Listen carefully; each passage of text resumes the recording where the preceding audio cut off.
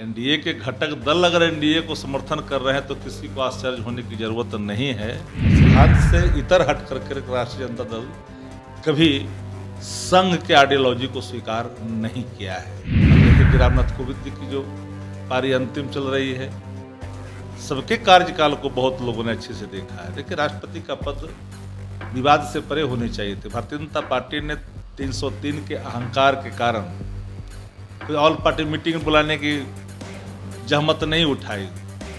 वो इतना अहंकार में लीन है, इस पद की गरिमा को भी अगर ताक पर रखने की जरूरत होगी तो वह भी करने में पीछे नहीं हटेंगे। देखिए, राष्ट्रपति चुनाव को लेकर जो तैयारियां चल रही थी और अब कैंडिडेट की भी घोषणा हो गई है। एनडीए की तरफ से द्रौपदी मुर्मू और यूपीए की तरफ से जो है यशवंत सिन्हा को उम्मीदवार बना दिया गया है। जनता दल यूनाइटेड का जो जिस तरीके से समर्थन करने का जो तरीका रहा है वो हमेशा अलग रहा है। उसने पहले, जब वो नीतीश कुमार की हम बात कर रहे हैं, नीतीश कुमार जब एनडीए में थे तो उन्होंने यूपीए को समर्थन कर दिया था, और जब वो महागठबंधन में थे तो उस वक्त उन्होंने एनडीए को समर्थन कर दिया था। लेकिन इस बार जो समर्थन है वो जिस दल में है उसी को समर्थन किया, यानी कि एनडीए को, यानी कि द्रौपदी मुर्मू को जेडीयू ने समर्थन कर दिया। आरजेडी से बात करेंगे, आरजेडी विपक्ष दल है, उससे बात करते हैं कि आखिरकार क्या सोचती है, क्या चाहती है और ये किनका समर्थन करेंगे।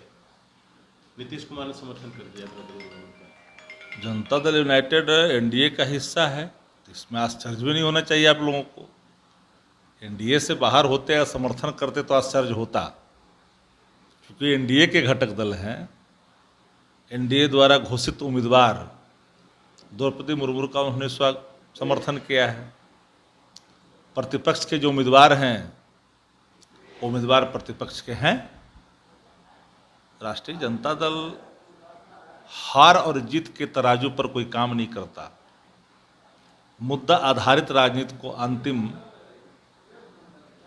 दम तक हम निभाते हैं।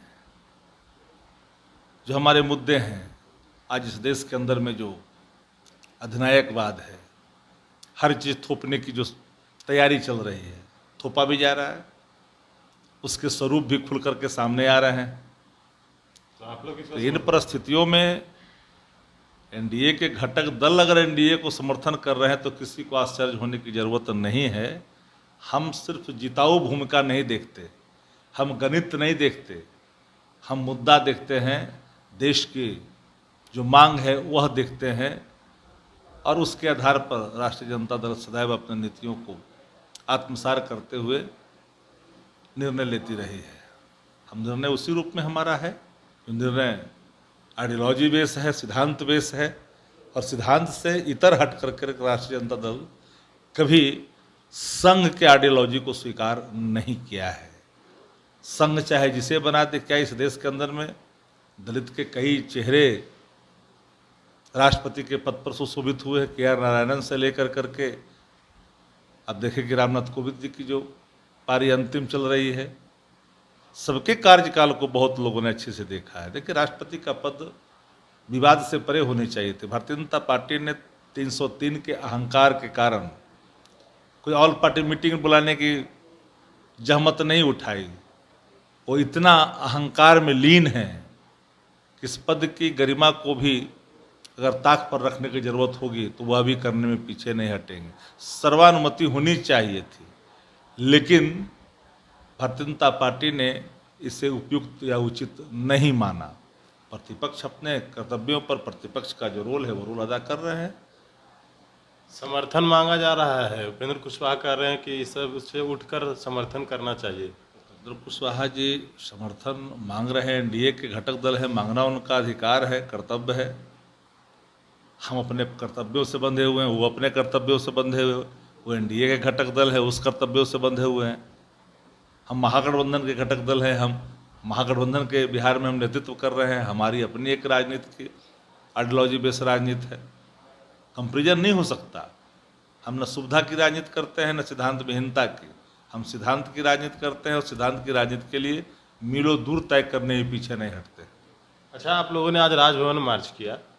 कांग्रेस विपक्ष है पूरे देश में, कांग्रेस कहीं नजर नहीं आए आप लोग के साथ। कांग्रेस पार्टी के सभी विधायक दिल्ली तलब कर लिए गए थे, और दिल्ली गए हुए हैं पार्टी के आदेशानुसार, इसलिए कांग्रेस पार्टी के कोई विधायक बिहार में नहीं थे, इस कारण से, तो वरना सब लोग आते। तो कह रहे हैं कि हमको कोई मतलब ही नहीं है कांग्रेस वाले। कांग्रेस पार्टी के कौन नेता क्या बोलते हैं और उस पर हम बहुत ज़्यादा फोकस नहीं देते हैं। नेतृत्व के निर्णय हैं और नेतृत्व से जो बातें होती हैं उन बातों पर हम अपनी बातों को स्पष्ट तौर पर राय रखते हैं।